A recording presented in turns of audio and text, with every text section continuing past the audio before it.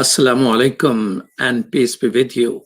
You're watching Muslim Network TV, and this is Imam Malik Mujahid.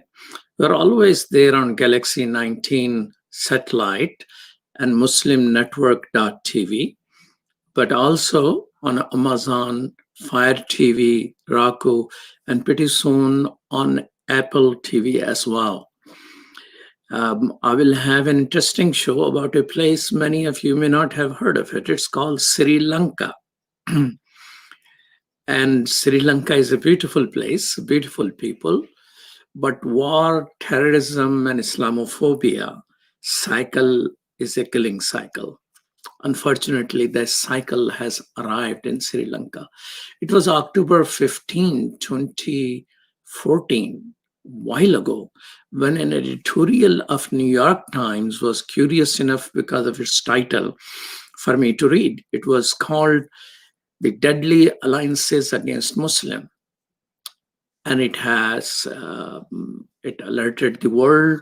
It was editorial, not an article, not an op-ed, but editorial by editorial board, pointing out that Sri Lanka, Buddhist extremists there, Buddhist extremists in Burma, and Hindu extremists in India are collaborating and conspiring with each other against the Muslim communities. Muslims are a minority in all three places, more or less the same 12%, 10%, and a little lower. And now, after 16 years of that, 6 years of that editorial, a genocide is almost done when it comes to Burma against Rohingya people. India, it has 2 genocide alerts. This is the only country in the whole world with 2 genocide alerts, and both deals with Muslims, Bangla-speaking people in Assam, and Urdu-speaking Muslims in Kashmir. And in Sri Lanka, the beautiful country, that thing has begun. And that cycle has arrived there. Essentially, all 3 countries now have anti-Muslim government who have instituted clear policies against their minorities, especially against Muslims. Indian governments and Indian states are under the control of RSS. This is the largest paramilitary force in the world. President of India, Prime Minister of India are card-carrying member of RSS. So are most of the cabinet member and the population in general on the street. Actually, Israeli paper wrote why Hitler is so popular in India. There are Hitler's cafe and Hitler's book are taught in the business school, and Hitler is all around. Killers of Gandhi actually have statues and being worshipped. And when pandemic began, they started blaming Muslims in India that they are responsible for the pandemic. And they started hashtag Corona Jihad and things like that. And Muslim community, by and large, there is poor community, is under tremendous attack. And now the same thing's happening in Sri Lanka, where minorities have been thriving and doing well in the past, but attacks have increased, and it has a vibrant multi-religious and multi-ethnic heritage in the past, but unfortunately, a genocide against the Tamil-speaking people, a long-lasting civil war, but now the guns are aimed at Muslims. Sri Lanka is better than India in terms of education, literacy rate, healthcare. Sri Lanka actually lives 7 to 8 years longer by average and life expectancy than Indians.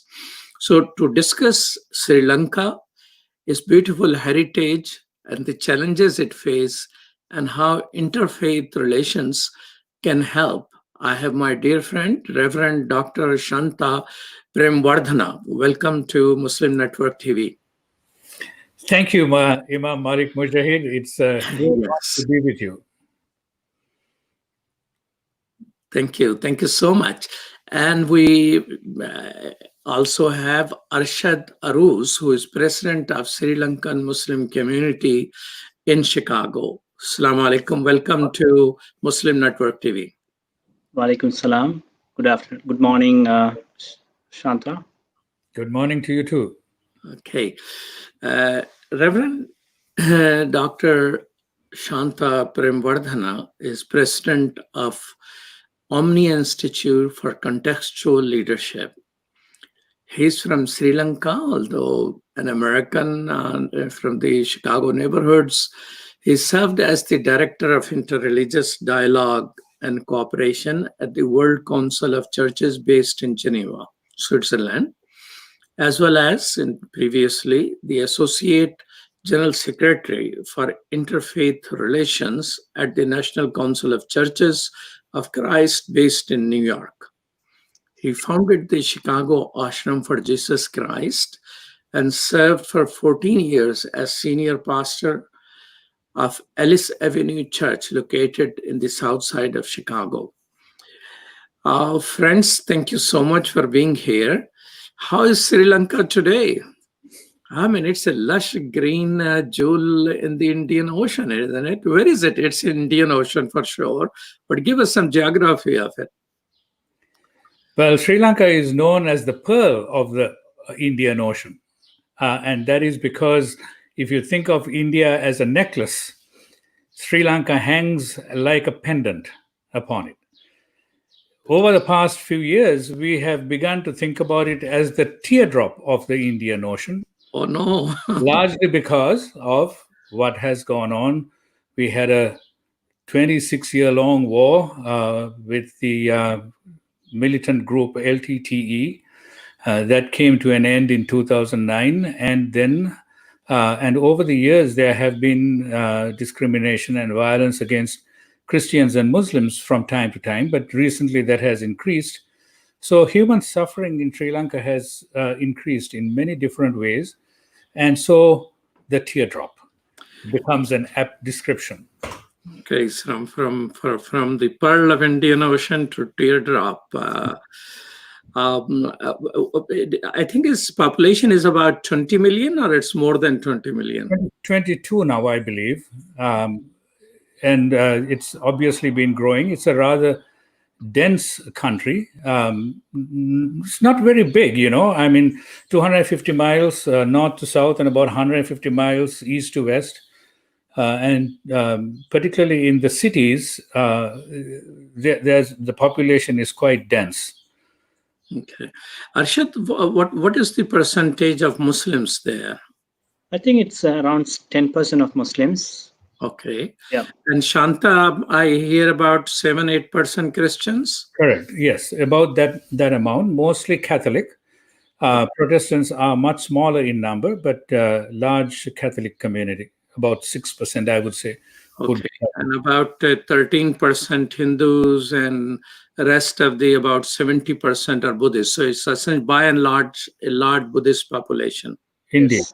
Sri Lanka is known as the cradle of Theravada Buddhism. It is thought that the Buddha himself visited Sri Lanka and therefore and entrusted the Buddhist Dharma to Sri Lanka, and therefore there is a sense of not only ownership but guardianship of Buddhism within Sri Lanka. Are they worried about this 30% non-Buddhist population? In India, they project a huge amount of fear. Same I found in Burma. I work as chair of Burma Task Force. So in Burma, there is a huge fear that they are being taken over by Muslims and Christians, although they are a very small percentage. Same fear is being used by Hindu extremists in India. Is this the same case in Sri Lanka? Yes, I think recent events shows there is a vibe among the community, especially from politicians. They are, in order to win votes, they are using this is one of the way to increase the this kind of violence and increasing propaganda saying that number of people born for Muslim communities and number of people born in other majorities, comparing those numbers. Also, they're showing the how much, what is the percentage of people are involved in certain sectors like business or education, who is holding these positions. You have a higher number of people, even though Sri Lanka is a Buddhist country. Look at how many minorities are in these kind of positions. So they are putting those into numbers. There are certain TV channels specifically working on those motives, escalating this kind of propaganda among the majority of the people. Let me say one other thing. Arshad lived in Sri Lanka much more recently than I did. I've been in the United States now for almost 40 years. So you have a much closer experience than I have, Arshad. I must say, though, that when we were growing up, there was a significant level of harmony between the religions and ethnic communities. In all the way through school, I had lots of Muslim friends, Hindu, Buddhist friends, and Sinhala and Tamil friends. This was pretty normal for us, but that was in the 60s and 70s, and the violence that began after that. I mean, there was a racist streak that was going on all the way from 1956, or I would say all the way from 1948, when independence declared onwards. We've had to live with that post-independence trauma. 1956 saw a framing called Sinhala Buddhist come about, which gave priority to those who were ethnically Sinhalese and religiously Buddhist, which excluded everybody else, including Sinhalese Christians like me, and excluding Muslims and others, and Tamils. So that's the legacy that we've been living under, even during the period that I'm talking about, where we saw a lot of tolerance. But this underlying racism, I think, blew up in the late 70s and coming up to 83, when we had the LTTE, or the Tamil Tigers, come up. And they came up because the Sinhala racism created a whole pogrom in July of 1983, and that led to this long war. That sense of violence that we sort of, I feel like we've accepted the norm, that norm of violence, in spite of the fact that we are a Buddhist country that values nonviolence a great deal. We've actually learned to be, I believe, quite violent over that period of time, and that then now, once the war with Tamil militants is over, now you have a situation where Christians were targeted, and then Muslims were targeted. So this is a part of the legacy that we are living with. You're saying that the nationalism has a special, unique brand, that Sinhalese, which is the majority ethnic community, that you have to be Sinhalese and you have to be Buddhist to be able to part of that. So it is grounded in the history, but it has built itself up to power now. Yeah. But Sinhali, Sri Lanka, because of its education and because of their different worldviews, and it constitutionally declaring itself to be a socialist country, not a Buddhist religious country, it seems like there have been up and down of this extremist movement. It seems that the last government was more considerate of minorities as compared to the current government. And I looked up the statistics of the victory margin of the current government. Yes. It was 52%. So it means even if all minorities voted against the current government, which seems to be motivated by Buddhist Sinhalese nationalism, there is a large number of Sri Lankans who did not vote for this particular one. So do you see some hope there as I'm seeing, or it is just my wishful thinking sitting in Chicago? So, as you said, yes, during the last election, because there were several incidents against minorities, especially Christians, Muslims, and Tamils. That's when they were kind of act together and kind of form an alliance, and then elected the last government. But after that, things were changed after the April East attacks, as well as several different propaganda from the current government before the last election. So then it's we can see the results when you compare. The last government got majority of the minority votes. They managed to win the parliament elections as well as the president's election. And then the last election, majority of the Buddhists, they vote for the current government because there is an escalation and the thought process has changed. So there are two things for that. One is the incidents happened, and the second thing is uh, because of those incidents, there's a media and propaganda. There are certain things being done in order to motivate those Buddhists to vote for the current government.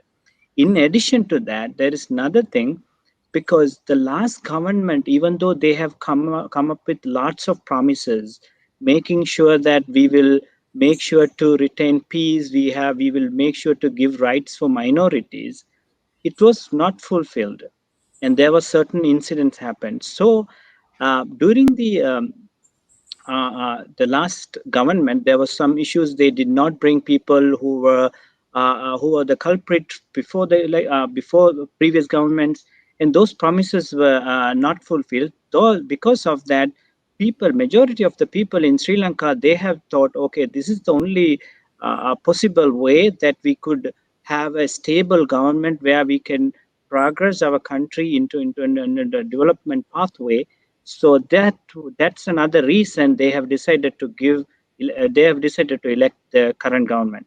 So there are reasons behind the ethnics and social events, also religious aspects, also the whether these governments, those politicians who promise to bring peace, promise to retain fair rule for minorities, they did not fulfill. So that's another reason the current government was elected. So now people think there is a possibility for the current government to win the parliament election as well. So oppositions or the minorities, those who are aligned with the opposition party, and there is less possibility as of now to win this upcoming parliament election.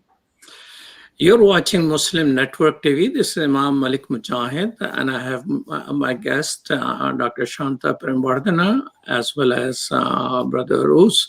We'll be right back after these messages.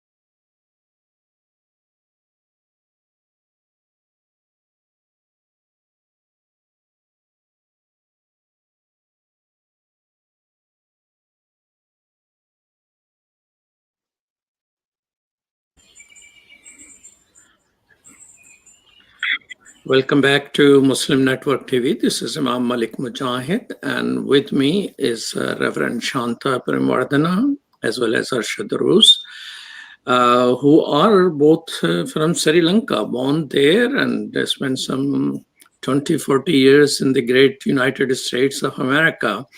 And we're talking about Sri Lanka. So the current government in Shanta, do you have do you consider their power is cyclical and pretty soon reasonable people in Sri Lanka will prevail and minorities have somewhat of an easier time? Well, I really hope so. I am I'm worried though about this, and I'll tell you about why that is the case. In 2009, when the war came to an end, it was under um, uh, Mr. Rajapaksa, who was president then, Mahinda Rajapaksa, and he had we had all hoped that he would usher in after the war a period of peace, and that is laced with justice, which is of course a necessity in order for peace to happen. But of course, because of the Sinhala Buddhist racist tendencies that motivated him, he never could get there. So there was then a following government of President Maithripala Sirisena that he couldn't deliver that either. What has happened today, since last November, is the election of Rajapaksa's brother Gotabaya, who was then defense minister and who conducted that war. So he comes with a militaristic background, and he is current president. In addition to that, you have this very interesting situation where the parliament is dissolved. And it was dissolved in March, and they wanted to have elections. And because of the COVID-19 situation, could not have elections. It was postponed twice and now scheduled for August 5th. So currently, Sri Lanka is without a legislative branch. And at the moment, it is also dealing with COVID-19 pandemic, which is a perfect storm, because now you have an authoritarian president who can establish his authoritarian power in the guise of behind the pandemic. And so his racist tendencies and of his followers are coming out now, and it's creating the situation where Muslims can get targeted, and Christians and Tamils and others minorities can get targeted very easily, and that is my worry. Here's the other thing. Arshad talked about the electoral politics. The reason why they dissolved parliament was because they wanted a 2/3 majority, and they thought that if they did it at the time, they could get it. I think the longer it takes, the chances of that 2/3 government it erodes. So that may not happen if it goes on for any longer.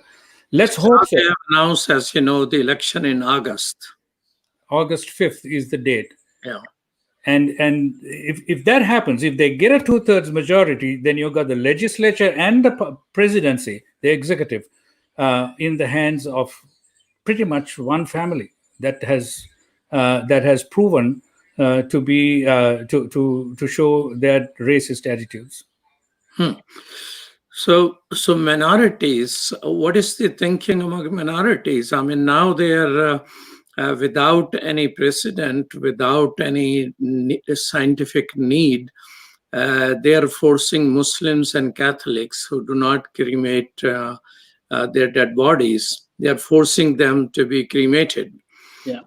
Despite so although there are not many deaths, but it has sort of a psychological trauma on people who culturally and religiously are used to some particular respect and a type of funeral and burial to be just forced just by without any consultation process and all that.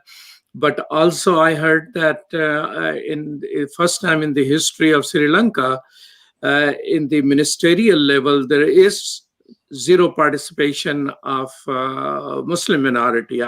What is the situation for Christian minority? Are some of them in the government? I don't know the answer to that at the moment. There are parliamentarians who are Christians, I know that. But whether they are in the executive in terms of being ministers or in the executive branch, I'm not entirely sure about that. So Arshad, do you think minorities are away from any participation at this moment? Yes, so when we look at the current government, like elected president and his party, after the presidential elections, though I think they took over, and then the when you look at the people they have assigned to different roles, different ministries. So all of them uh, are non-minorities. Those are from Buddhist, and there was one or two folks from minorities. They were actually from I think Hindus. I am not sure we have any Christians or Muslims, but when you look at the next election, who will be running for these elections, especially from places where Muslims, especially in Western provinces and some other provinces, you rarely see a Muslim or minority candidates running from their party. There are few folks in the national list. I'm not sure what is the purpose of it, but whether they will be given a seat into parliament. The national list is something when you win in a district, let's say you win like among 15 seats, you win like 12 seats, you will get bonus. This So is you will be able to place interesting. somebody in. This is very interesting that the majority of the ruling party does not have any candidates from the minorities. Yeah. Same thing in Burma. There's not a single Muslim who have been given seat by any party whatsoever. Same thing is true for the Indian ruling party. I mean, I mean, I don't know if it could be considered a conspiracy theory, but New York Times in 2014, writing in its article that these extremists, who at that time were not in power as much, a little bit in Burma, that now they're doing more or less the same thing, isolating people from there. Shanta, you mentioned that first the Sinhalese Buddhist nationalism attacked Tamils, and then Tamil fought back with the arms and things like that. Then it went to Christians, and now it is aimed at Muslims. Is that being subject to attack by majoritarian nationalism? Are these minorities working with each other to strengthen, because they are about 30% of the population? I wish that was the case, but I have not seen that many a movement of that sort. See, part of the thing is we have historical animosities between our religious traditions, even among the Muslims, Muslims and Christians. So, and partly because of clear misunderstandings about our religions, about the ways that about the exclusivistic nature of our religions, which is what we have all grown up with. What you and I, Brother Malik, have attempted to do in our interfaith work is to help our religious folk understand that there is something within our religions that compel us into relationship with each other. It is because I am a Christian, I want to be in relationships with you, not in spite of. Common humanity. Exactly. So sometimes we overlook that our teachings are emphasizing that common humanity of. The problem is, I'll tell you, I'll talk to you in the Christian circumstance. For 500 years, we've been under colonial rule, and with the missionaries who came with that, that's how Christianity came. And what the Christianity that came was of an exclusivistic nature.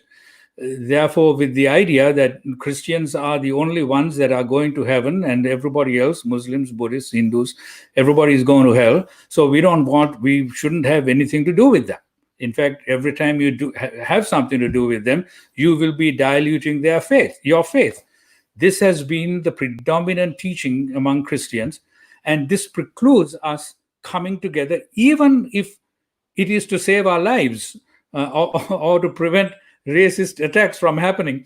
Even if we were to create an electoral majority, this theological problem creates an issue for us.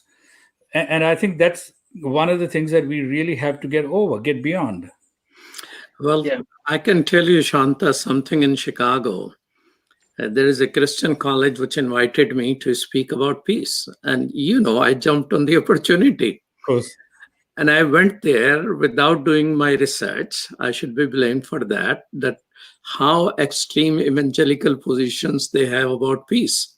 Once I arrived there, there were just me and there was somebody else who was leader of 3 churches. They asked me to speak first. So I spoke first, commonness of humanity and need for peace and people working on common cause. And I drew from the prophetic examples and our belief in all the prophets and all the books. The gentleman stands up and he says, there is no peace except unless you believe in Jesus. Yeah. And then it went all the way to hellfire, brother, while I'm sitting there. And somebody asked a question. So instead of a conversation being focused, you have your theology, I have my theology. But where's the commonness of humanity? If I don't believe exactly the way you believe, and you don't believe exactly the way I believe, there is a difference, right? But how do we coexist? How do we move forward? That's where the concept of peace and commonness comes in. Indeed. And I was just shocked. There was not a single, there were about, I think, 100 or so students and several leaders. There were evangelical Christian college somewhere in a beautiful area in suburb of Chicago. And I did not have a one person who came forward in sympathy of my position. So you're talking about Sri Lanka, I'm talking about Chicago, that exclusivity. But I thought the Christians and Muslim in Sri Lanka have a level of solidarity. I mean, Catholics were attacked by the terrorists and they came forward with the forgiveness and working with each other. So what are the, when I will take a short break, when I come back, I want to say, what is it there which we can build on because, Sri Lanka is a beautiful place. I mean, in any places I see palm trees and lush green, I consider that to be a beautiful place without even visiting it. And so I keep saying it's a beautiful place and good people I have known. So what minorities working with people who are Buddhist and good people? I know good Buddhists are beaten up there also. And I'm aware of the photos and images. So when we take this short break, let's dwell on it. What is there which people can build on to liberating Sri Lanka? I must say, beautiful country, from fear, hate, and anger, and turn that tear of of Indian Ocean back into the pearl of Indian Ocean. This is Imam Malik Mujahid, and you're watching Muslim Network TV.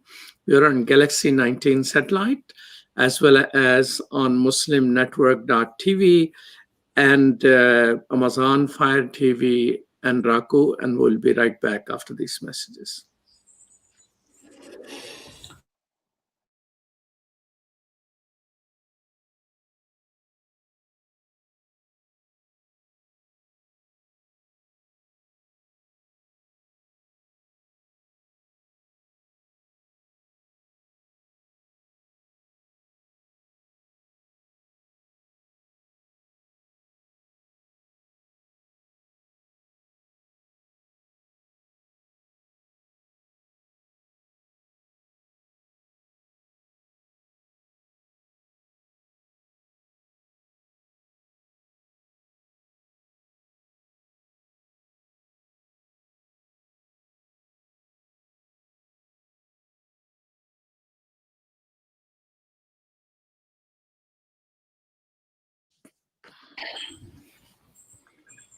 Welcome back to Muslim Network TV. This is Imam Malik Mujahid. I'm talking with our friend Shanta and Arshad about Sri Lanka.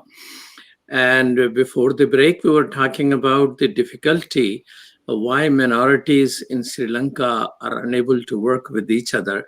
So give me a couple of things of hope, and then I would like to ask, what are the three things which Christians should do in Sri Lanka to be able to connect with majority as well as other minorities better.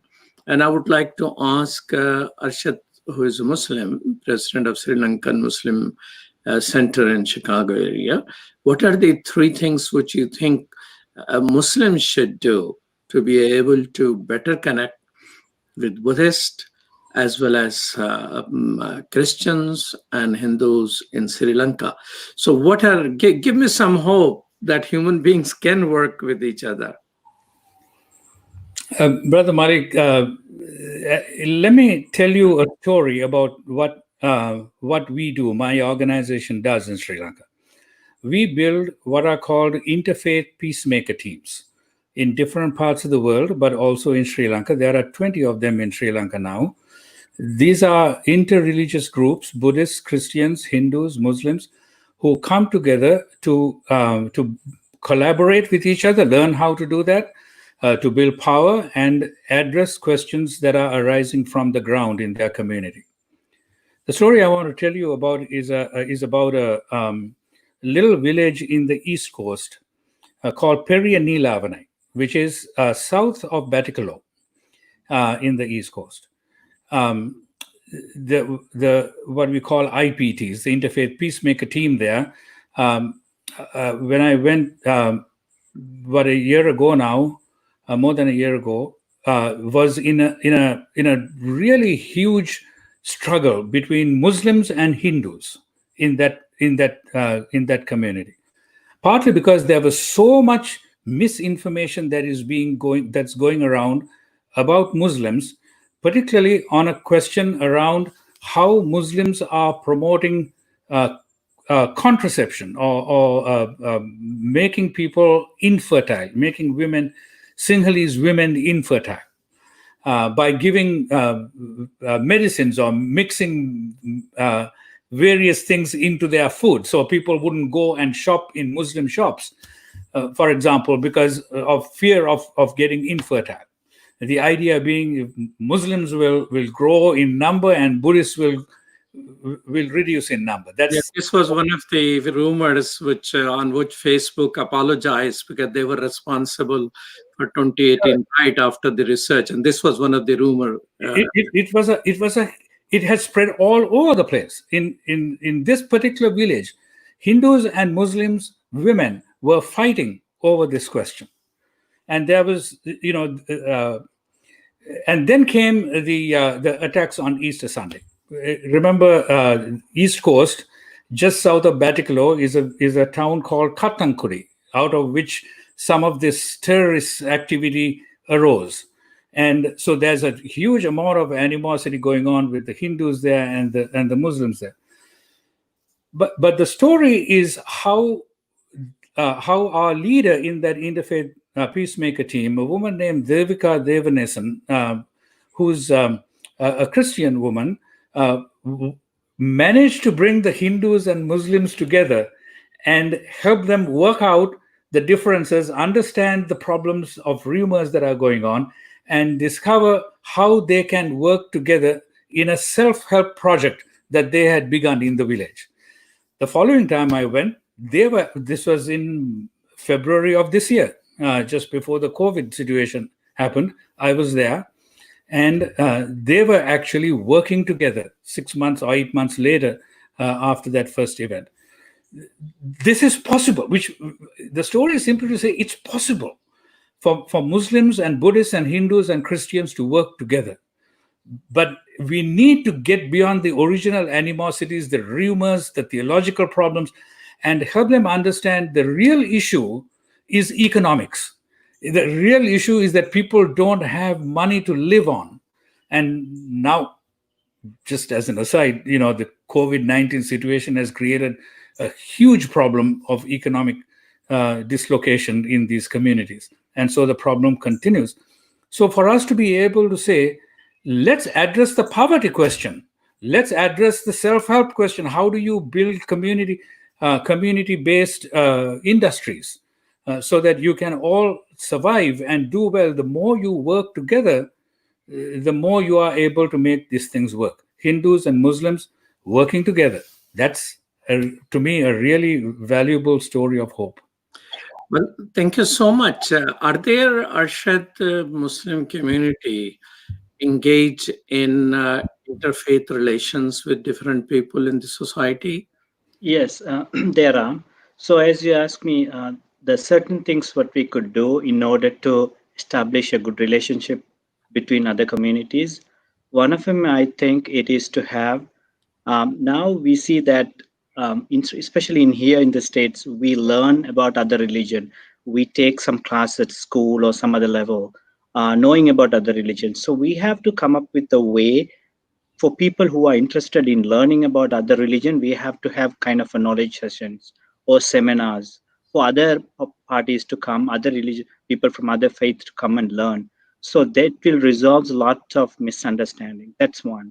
The second thing I would think, we also have to have some projects, some common projects like social projects, or building some houses, or giving some having some health clinics, collaborations between different communities. So once we do that, we can reach out to a larger community. For example, Muslims can reach out to Christians and Tamils or Hindus, and Hindus can reach out to Muslims. So it will build a strong bond between them.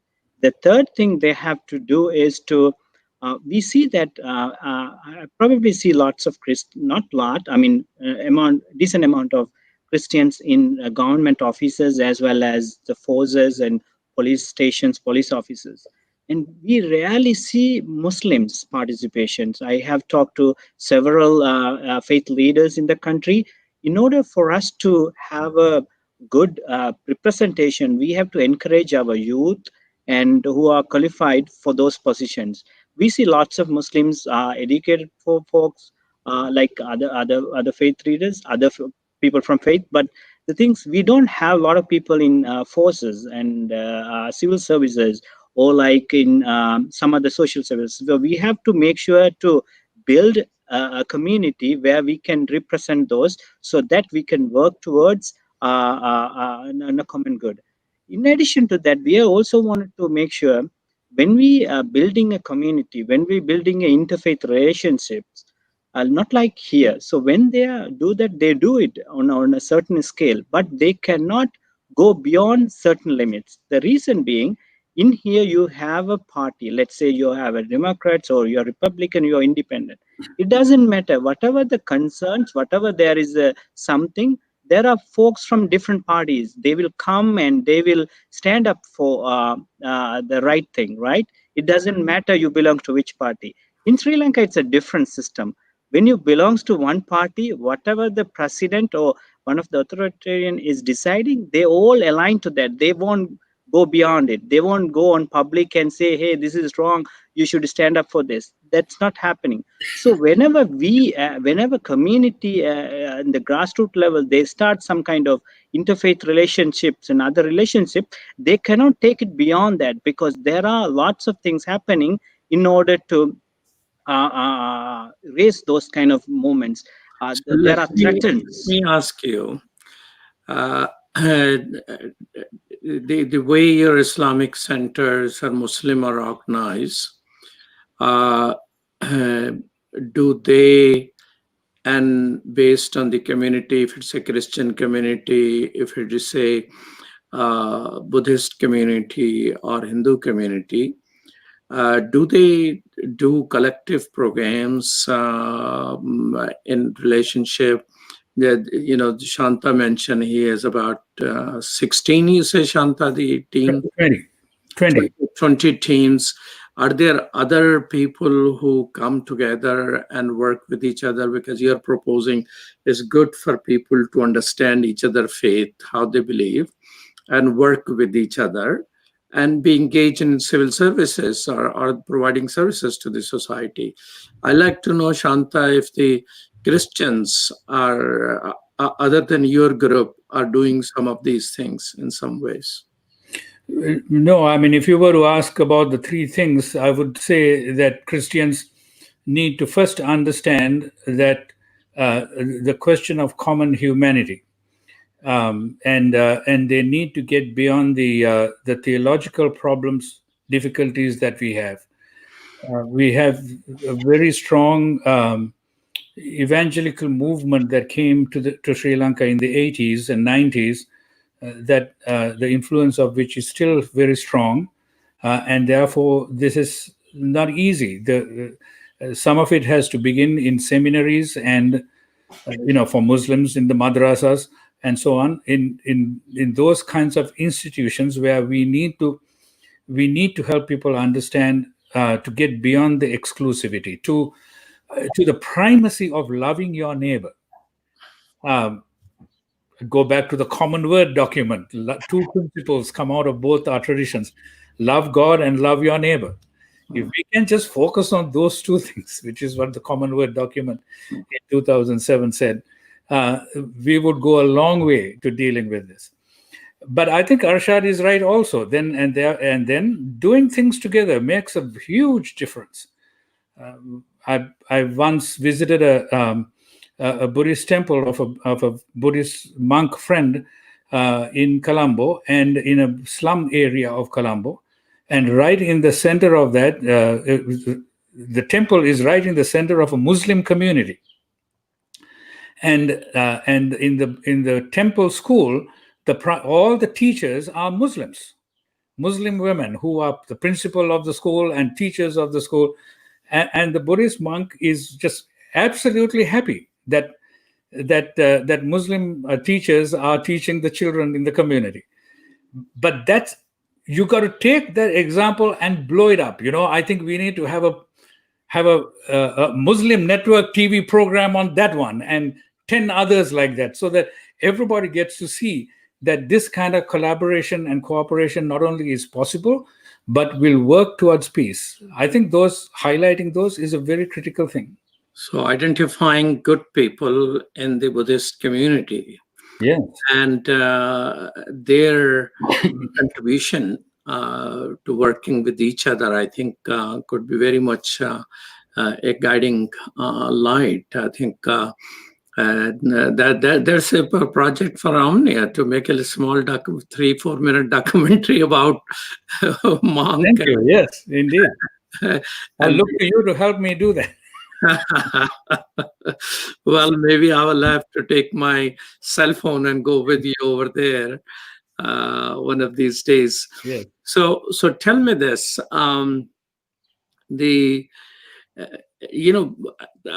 as we're coming to conclude, I like, at one time Sri Lanka was known as Ceylon. What happened to that name? Ceylon. Ceylon. Yeah. Yes. The colonialists didn't know how to pronounce hard names. This. They call Mumbai Bombay and Chennai Madras, and Sri Lanka they call Ceylon.